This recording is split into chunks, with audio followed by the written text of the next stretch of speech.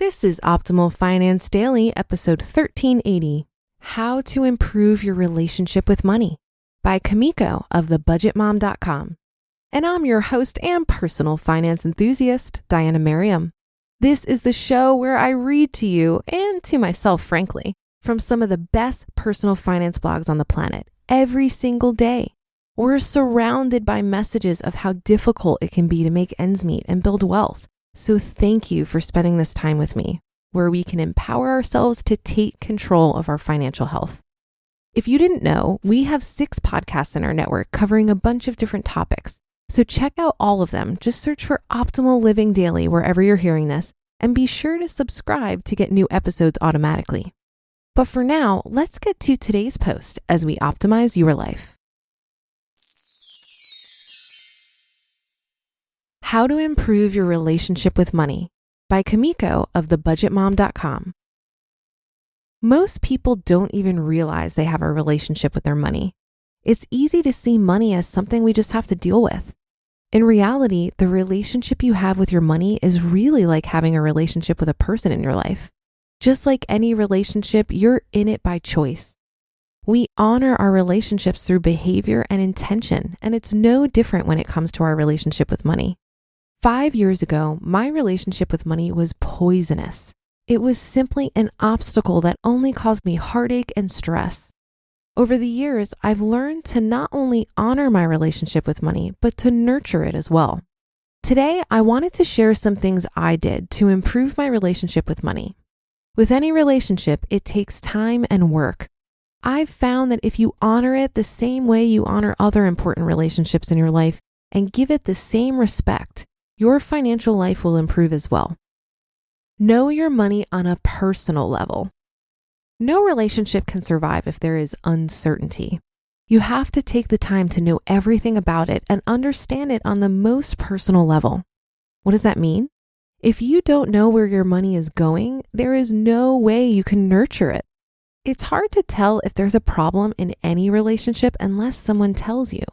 Most of the time, that's your significant other, your friend, or a family member. Your money can also tell you if there's a problem. You just have to look for it. One way to get to know your money is by creating a budget.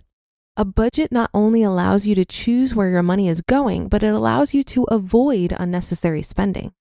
If you have a budget, you are clear on what money is coming in, how fast it's going out, and where it is going to.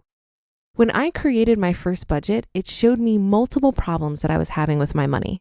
The biggest problem I faced was unnecessary spending. I was spending money on things to make me feel good, not because it was important or helped with my financial goals. To be honest, I knew I had a problem with spending. I was in denial and was able to make excuses for my behavior until I saw the magnitude of the problem on paper.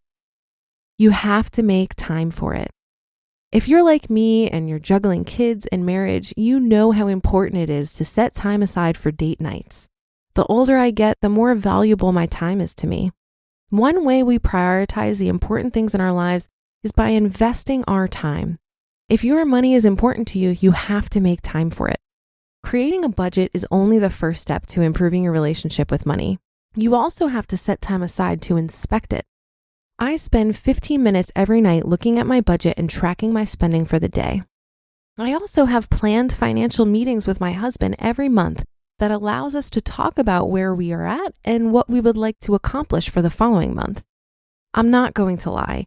Getting in the habit to devote time to my money was hard at first. The one thing that helped me was realizing that if I didn't, things would go back to how they were. I had to make the conscious decision on how I spend my time. If you want to add more value to your money and your life, you need to make the decision to make it a priority. Stop looking at your money as an obstacle. The biggest change with my relationship with money was achieved by looking at my money as an opportunity instead of an obstacle. It's easy to feel like your money is restricting you. One way we do this is by taking our money for granted. There were so many times where I'd say to myself, I wish I had enough money to do that. I saw my money as something that was holding me back from doing the things that were important to me. Now I say to myself, how can I make my money work for me? If you have a budget in place and make time to respect and inspect it, the illusion of your money being an obstacle will slowly disappear. You have to let go of the fear and consider the possibility that you do have the resources to make your priorities a reality. Prioritize and make goals. In order to make your relationship with money a priority, you must have something that you are working towards. Whether it's paying off debt, saving more for a family vacation, or putting money away for emergencies, you must have a plan for your money.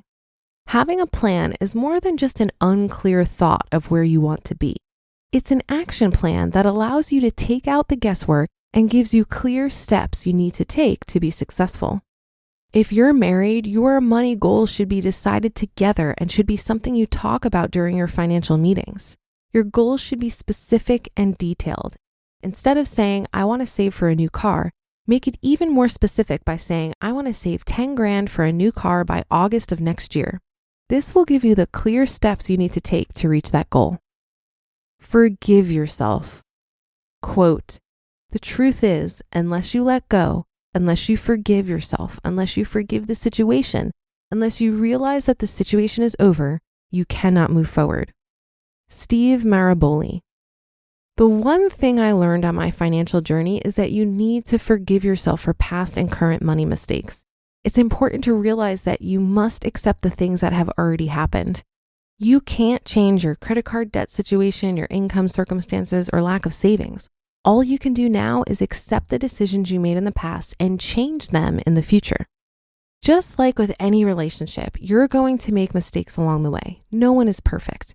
Your self-worth is not dependent on these mistakes.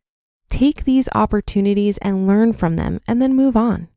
You might miss a credit card payment, spend too much money at the mall, or skip your savings for the month, and that's okay. Lean on your spouse or significant other for guidance and support, or find a family member or close friend that you can talk to about your relationship with money. Find ways you can shift your money mindset from negative to positive and move on. If there is one piece of advice I can give you about your relationship with money, it's this: it's never too late. You just listened to the post titled How to Improve Your Relationship with Money by Kumiko of thebudgetmom.com. I think an important skill you need for any relationship, including your relationship with money, is your ability and willingness to pay attention. Awareness of where you're at and where you're going is really the first step in improving your relationship with money. I think many people put their head in the sand when it comes to their finances because they feel shame. They simply don't want to deal with the feelings that come with looking at the reality, and that's completely understandable. I was certainly there once. I finally had the courage to look at the full scope of my finances about 5 years ago, and that's when I realized I was 30 grand in debt. While it was challenging to come to terms with this, I also felt confident that I could dig out of it. After everything I learned from the FIRE movement, I believed it was possible to improve my finances, and this mindset shift gave me the energy to tackle it head on. I'm fortunate that I was able to dig out of that debt in just 11 months, something I couldn't have imagined possible before I changed my relationship with money. I want to reiterate Kumiko's statement that it's never too late. It really isn't. When I hear people say it's too late for them, I'm reminded of a wonderful couple I met at a campfire retreat a couple years ago. They were almost bankrupt at 50 years old and were able to completely turn it around and retire in about 10 years. So if you're looking for some inspiration on how it's never too late, go check out Becky and Steven at Started at 50, which is a blog they write about their experience. And that will do it for today. Have a great day and weekend. Thank you for listening, and I'll be back here tomorrow where your optimal life awaits.